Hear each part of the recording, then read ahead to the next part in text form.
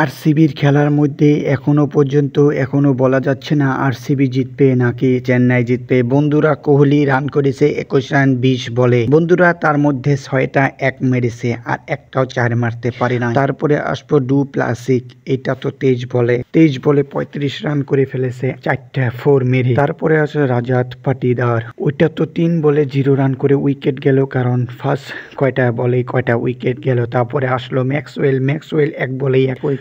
বন্ধুরা, আরসিবির জন্য তো বহুত দুঃখজনক কথা হয়েছে, কারণ আরসিবি বর্তমান কিছুই খেতে পারছে না। আরসিবি তো একদম শেষ বন্ধুরা। তারপরে আছে গ্রিনের জন্য 22 বলে 18 রান করে ফেলেছে, সে ছক্কা মেরেছে একটা আর 6 মেরেছে 0, অর্থাৎ একটাও মারতে পারেনি। তারপরে আসলো আনুস রাওয়াত, এটা তো উইকেটার আসিল, কিন্তু তথাপিও সে ভালো খেলেছে। উইকেটকিপার থাকা সত্ত্বেও তো সে 25 বলে 48 রান করে ফেলেছিল এবং কি 4টা 4 মেরেছে আর 3টা 6 মেরেছিল। তারপরে আসলো কার্তিক তো একদম ফাটিয়ে না ফেলার জন্যই আসছিল, 26 বলে 38 রান করে ফেললো, 2টা 6 মেরে এবং 4টা 3 মেরে।